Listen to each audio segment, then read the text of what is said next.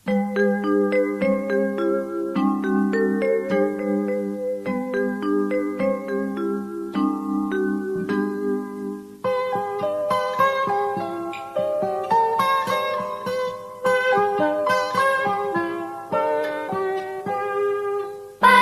cerahku, matahari bersinar, ku gendong tas merahku di pundak. Selamat pagi semua, ku nantikan dirimu di depan kelasmu, menantikan kami. Guruku tersayang, guru tercinta, tanpamu apa jadinya aku? Tak bisa baca tulis, mengerti banyak hal, guruku terima kasih. Assalamualaikum warahmatullahi wabarakatuh. Perkenalkan, nama saya Sirajudin, mahasiswa program Pendidikan Profesi Guru periode 2 tahun 2023 di Universitas Negeri Medan. Saya akan melaksanakan praktek pembelajaran di SMA Negeri 1 Rajabasa, Kabupaten Lampung Selatan, Provinsi Lampung, yang dilaksanakan pada hari Selasa 13 Juni 2023. Wassalamualaikum warahmatullahi wabarakatuh. Assalamualaikum warahmatullahi wabarakatuh. Waalaikumsalam warahmatullahi wabarakatuh. Selamat siang. Siang. Apa kabar? Sehat? Alhamdulillah. Alhamdulillah kalau sehat semua. Hari ini kita akan melakukan praktek percobaan sifat koligatif lautan. Apakah kalian sudah duduk berkelompok ya? Sudah. Kelompok 1, kelompok 2, kelompok 3. Terima kasih para siswa sudah duduk berkelompok. Alat-alatnya sudah dibawa kan? Sudah. Makannya sudah? Sudah. Susunya? Sudah. Oke, kalau sudah, ya. Bapak mau ngecek kehadiran kalian terlebih dahulu. Bapak absensi kehadiran kalian. Adelia Adha, Hadir. Aisyah Azmi, Hadir. Rizka Atrilistiana, Hadir. Robiatul Adawiyah. Hadir. Alhamdulillah hadir semua ya hari ini. Sebelum kita memulai pembelajaran, kita berdoa terlebih dahulu. Duduk, siap, berdoa, mulai.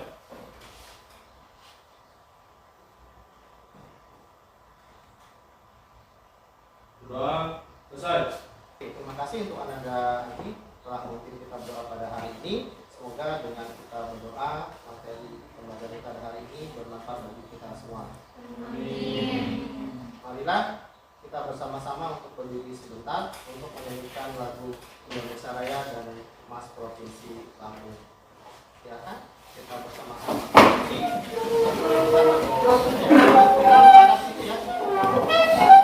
Sama menghadap depan. Oke, sudah siap?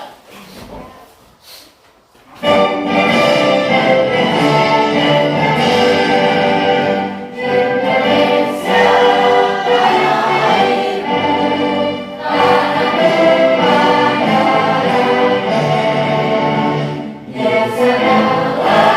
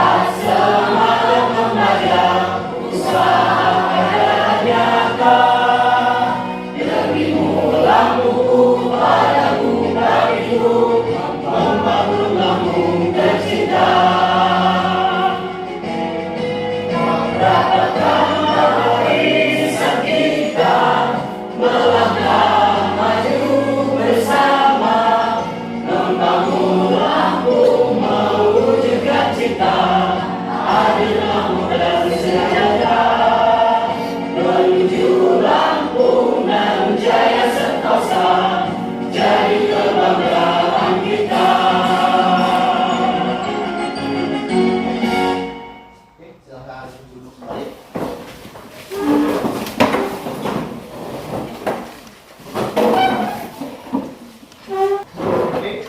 Selanjutnya sebelum kita mulai pembelajaran, Bapak mau bertanya terlebih dahulu. Masih ingat materi sebelumnya kita belajar tentang apa nih? Kita bahas tentang sifat koordinasi larutan. Nah di situ ada jenis-jenis konsentrasi kalau nggak salah ya. Karena materi pokok kita adalah sifat-sifat koligatif larutan. Sifat-sifat koligatif larutan. Ada konsentrasi yang sudah kita bahas ya. Ada konsentrasi apa yang pertama nak? Molaritas. Yang kedua? Molalitas. Ada molaritas, ada molalitas. Yang ketiga ada fraksimol. Ada fraksimol. Ini sudah kita bahas ya pada materi sebelumnya. Ada molaritas, dan fraksimol. Kemudian ada sifatnya. Sifatnya yang pertama nomor satu apa nak? Penurunan tekanan dua larutan. Penurunan tekanan Dua larutan. tekanan dua larutan. Yang kedua nomor dua apa nak? Penurunan titik beku.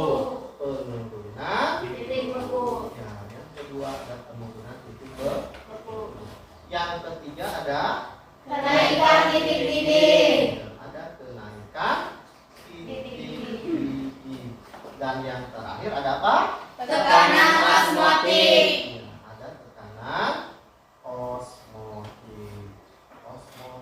Nah, ini sudah kita bahas kemarin secara singkat apa-apa saja sifat-sifatnya. Ada 4 ya. Yang pertama penurunan tekanan luar larutan, yang kedua penurunan titik beku larutan, yang ketiga kenaikan titik didih larutan, dan yang keempat tekanan osmotik larutan. Oke. Dan perhatikan Bapak mempunyai gambar foto ini. Yo, perhatikan itu gambar apa ya? Gambar yang pertama itu gambar gerobak apa? Es puter, es tungtung. Kalau kita es nunglung sama ya?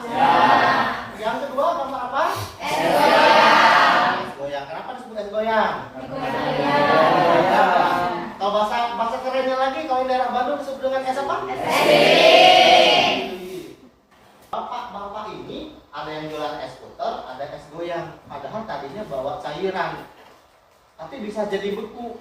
Padahal kan nggak bawa kulkas, nggak? Kok bisa terjadi ya? Ya, bagaimana bisa terbentuk es tanpa menggunakan kulkas? Kok bisa ya? Nah, itulah yang akan kita bahas pada hari ini. Kita akan mencari yang teori atau literatur atau mencari materi tentang penurunan titik beku. Penurunan titik beku lah. Ini seperti itu. Nah, jadi yang akan kita ini tujuan pembelajaran kita. Tujuan pembelajaran kita ini kompetensi dasarnya menganalisa fenomena sifat koligatif larutan, penurunan tekanan uap jenuh, kenaikan titik didih, penurunan titik beku, dan tekanan osmosis. Di mana tujuan pembelajaran kita yang pertama, melalui model pembelajaran problem based learning, siswa mampu menganalisis sifat-sifat koligatif larutan berdasarkan hasil percobaan dengan benar. Karena praktik kuliah hari ini. Yang kedua, melalui model pembelajaran problem based learning, siswa mampu menghitung penurunan titik beku larutan dari perhitungannya di lembar soal tugas nanti. Dan yang terakhir, melalui model pembelajaran problem based learning, siswa mampu menerapkan konsep penurunan titik beku larutan dalam kehidupan sehari-hari. Dalam kehidupan sehari-harinya kita membuat es puter. Jadi seperti itu. Nah, sekarang perhatikan untuk membahas materinya, perhatikan video berikut ini yang harus kalian perhatikan. Perhatikan dengan seksama videonya. Halo semuanya, kembali bersama Chemistry Around Us. Kali ini kita akan membahas suatu fenomena yang ternyata memiliki penjelasan ilmiah. Kira-kira fenomena apa ya yang akan kita bahas? Di negara-negara yang memiliki musim dingin, sering dilakukan penaburan garam di jalan-jalan ketika musim dingin tiba. Keberadaan salju di jalan tentunya membawa dampak negatif untuk para pengguna jalan, misalnya para pengguna kendaraan roda 4. Nah, keberadaan salju bisa membuat kendaraan mereka mengalami slip. Begitu juga untuk para pejalan kaki, di mana keberadaan salju tentunya akan menghambat mereka untuk melewati jalan yang mereka gunakan. Dan untuk mengatasi hal ini, dilakukan beberapa upaya. Contohnya adalah dengan menggunakan alat berat atau dengan menaburkan garam di jalan. Nah, hal ini dilakukan untuk menghilangkan atau mencairkan salju yang ada di jalan. Nah, terkait dengan cara kedua, kira-kira mengapa ya harus ditaburkan garam? Kira-kira apa manfaat garam dalam proses pencairan salju? Nah, fenomena penaburan garam pada musim salju ini ternyata memiliki penjelasan ilmiah loh, yakni berhubungan dengan penurunan titik beku. Nah, sekarang kita bahas dulu nih untuk titik beku air. Dalam proses pembekuan air atau perubahan wujud air dari cair menjadi padat, dalam kimia terjadi proses reaksi kesetimbangan dinamis antara air berwujud cair ke air yang berwujud padat. Nah, ketika kesetimbangan dinamis ini tercapai, maka akan terjadi perubahan air dari wujud cair ke padat dan sebaliknya, dari padat ke cair alias dari es menjadi cair, di mana kedua perubahan ini terjadi dengan kecepatan atau dengan laju yang sama. Nah, kemudian kita harus mengetahui juga perbedaan antara air dengan wujud cair dan padat terletak pada jarak antar partikel dari molekul-molekul airnya, di mana untuk air yang berwujud cair, jarak antar partikel airnya lebih rendah dibandingkan dengan air yang dalam wujud padat. Nah, dalam hal ini, supaya air dapat membeku atau menjadi padat, maka partikel-partikel air harus mengatur diri supaya jarak antar partikelnya menjadi lebih dekat. Nah, sekarang kita bayangkan apa yang akan terjadi ketika ke dalam air kita tambahkan sejumlah garam. Ketika kita menambahkan garam ke dalam air, maka di dalam air tersebut akan ada partikel-partikel garam, di mana keberadaan dari partikel garam ini tentunya akan menghambat atau mengganggu pergerakan dari partikel-partikel air untuk saling berdekatan supaya menjadi padat atau membeku. Nah, supaya larutan garam ini dapat membeku, maka dibutuhkan suhu yang lebih rendah. Maka dapat dikatakan bahwa penambahan garam di dalam air dapat menyebabkan penurunan titik beku larutan.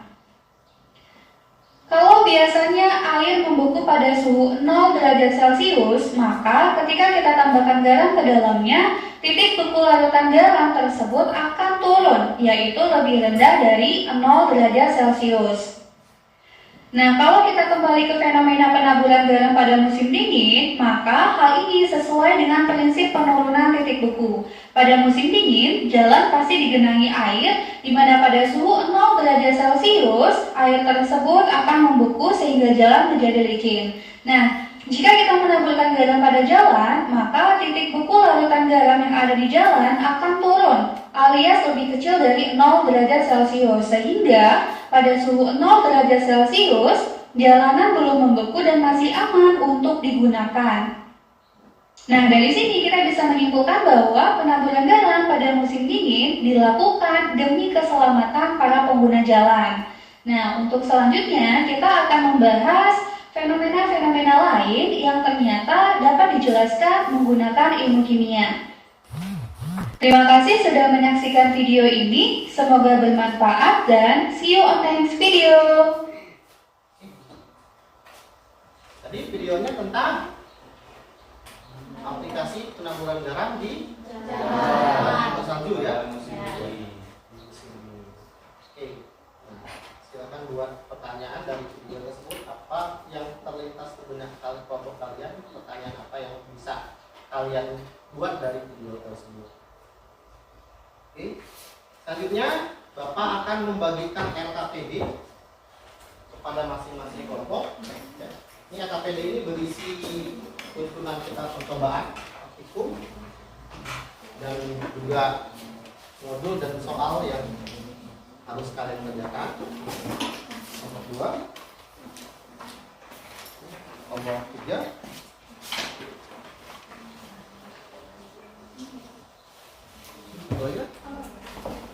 Kelompok 4. Oke, silahkan dibuka LKPD-nya terlebih dahulu. Silahkan LKPD-nya dibaca. Kemudian sudah masing-masing kelompok sudah dapat LKPD masing-masing sudah ya? Sudah. Silakan dibuka. Ya, di situ juga ada modulnya, modul pembelajaran kita, kegiatan pelajaran 3, penurunan titik buku dan kenaikan titik budi. Ya, modulnya silakan dibaca dan LKPD-nya juga sama. Ya, Bapak bagikan modul dan LKPD. Sudah, di situ ada langkah-langkahnya. Kemudian yang pertama yang harus kalian lakukan yang ada di halaman 4. Ya, di halaman 3 dan halaman 4. Sudah dapat LKPD masing-masing sudah ya? Sudah. Silakan dibuka.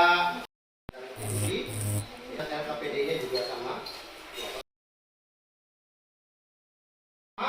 Yang harus kalian lakukan yang ada di halaman 4. Ya, di halaman 3 sama.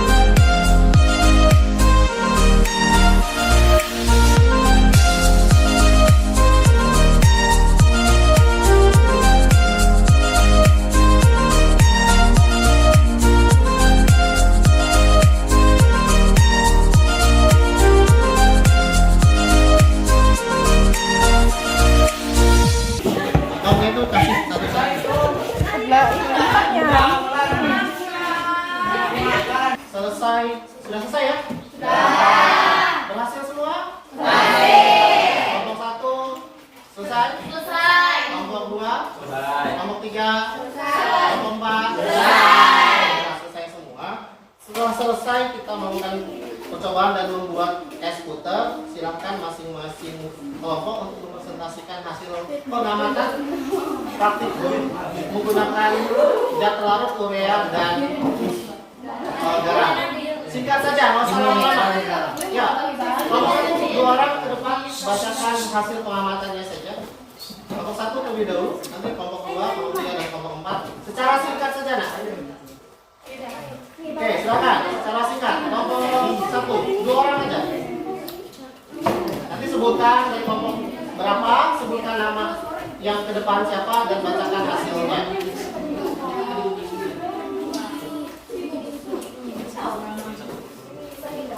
Oke, silakan. 2 orang. Ya, tadi.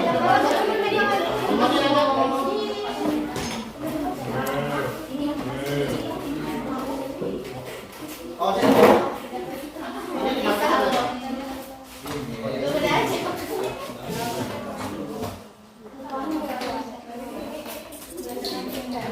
Warahmatullahi wabarakatuh. Waalaikumsalam warahmatullahi wabarakatuh. Kami dari kelompok 1 yang menjelaskan tentang penurunan titik beku.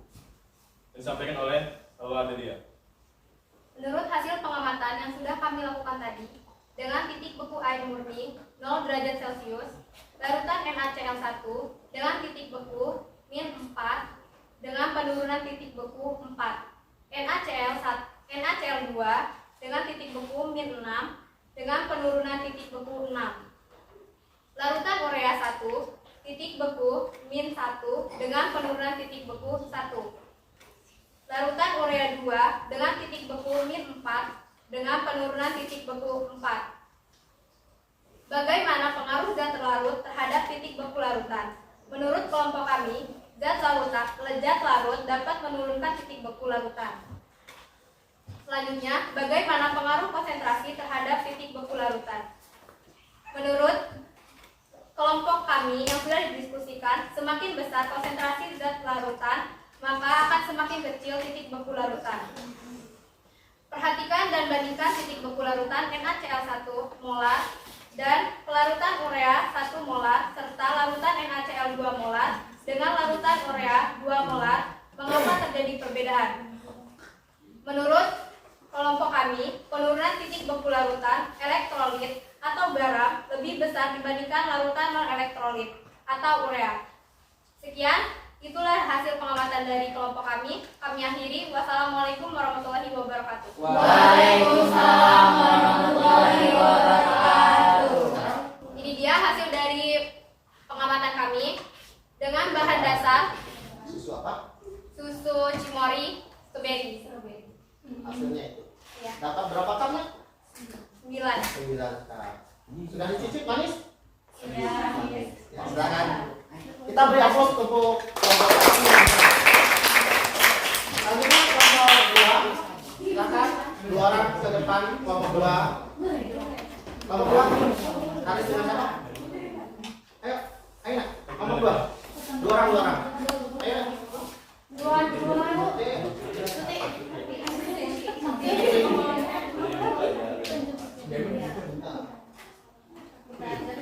Ayo.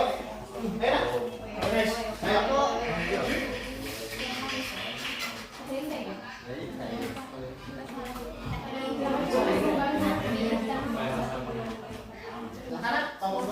Assalamualaikum warahmatullahi wabarakatuh. Waalaikumsalam warahmatullahi wabarakatuh. Di sini kami dari kelompok 2 akan menjelaskan hasil pengamatan dari penurunan titik buku yang dibacakan oleh teman saya. Oke, menurut hasil pengamatan kami yaitu kelompok 2, larutan NaCl1 dengan titik beku -1 penurunan titik beku 1. Larutan NaCl2 dengan titik beku -7 dengan penurunan titik beku 7. Larutan urea 1 dengan titik beku -1 dan penurunan titik beku 1. Dan juga larutan urea 2 dengan titik beku -2 dengan penurunan titik beku 2. Bagaimana pengaruh zat terlarut terhadap titik beku larutan? Menurut kelompok kami, zat terlarut dapat menurunkan titik beku larutan. Pertanyaan kedua, bagaimana pengaruh konsentrasi terhadap titik beku larutan? Menurut kelompok kami, semakin besar konsentrasi larutan, maka akan semakin kecil titik beku larutan. Pertanyaan terakhir, pertanyaan ketiga, perhatikan dan bandingkan titik beku larutan NaCl 1 molar dan kelarutan urea 1 molar serta larutan NaCl 2 molar dengan larutan urea 2 molar. Mengapa terjadi perbedaan? Jawaban kelompok kami, penyebab terjadinya perbedaan itu penurunan titik beku larutan elektrolit atau garam lebih besar dibandingkan larutan non elektrolit yaitu urea. Sekian penjelasan hasil pengamatan dari kelompok 2. Terima kasih atas perhatiannya. Kita akhiri. Assalamualaikum warahmatullahi wabarakatuh. Waalaikumsalam warahmatullahi wabarakatuh. Hasil yang produknya. Nah, dijelaskan sekilas tentang produk kalian. Dan ini hasil produk kami yang baru saja dibuat. Bahan bakunya susu Indomilk rasa coklat. Sudah dicicip? Udah. Manis ya? Manis banget. Manis. Oke, silakan dulu. Terima kasih. Terima kasih untuk kelompok 2 yang akan memberikan presentasi. Untuk pertemuan kita hari ini, yang presentasi cukup kelompok 1 dan kelompok 2. Kelompok 3 dan kelompok 4 nanti presentasinya saat percobaan kita yang kedua, yaitu mengamati perubahan atau kenaikan titik didih larutan. Jadi seperti itu. Nah, kemudian sebelum kita tutup pembelajaran pada hari ini, oke, kita ambil kesimpulan terlebih dahulu. Kesimpulan apa yang bisa kita peroleh dari pembelajaran hari ini? Kesimpulannya bahwa zat terlarut dapat menurunkan titik beku. Ya. Semakin banyak zat terlarut, maka titik bekunya akan semakin kecil. Penurunannya akan semakin besar. Ya, kesimpulannya itu ya. Tuh, sudah kita ambil kesimpulan. Nah, silahkan masing-masing kelompok untuk mengumpulkan LKPD-nya. LKPD-nya saja, modulnya cukup kalian pegang. LKPD yang hasil data pengamatan dikumpulkan. Jangan lupa ditulis nama kelompok masing-masing. Ya, kelompok 1, kelompok 2, kelompok 3, kelompok 4 mengumpulkan.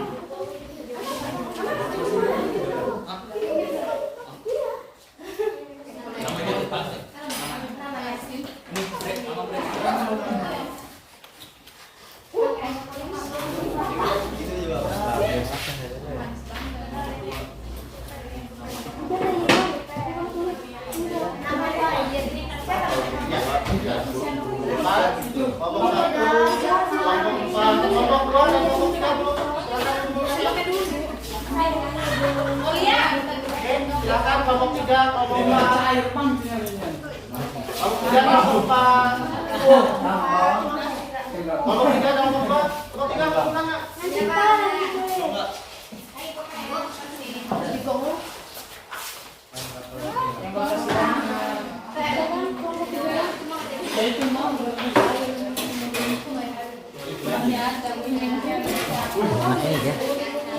Anaknya.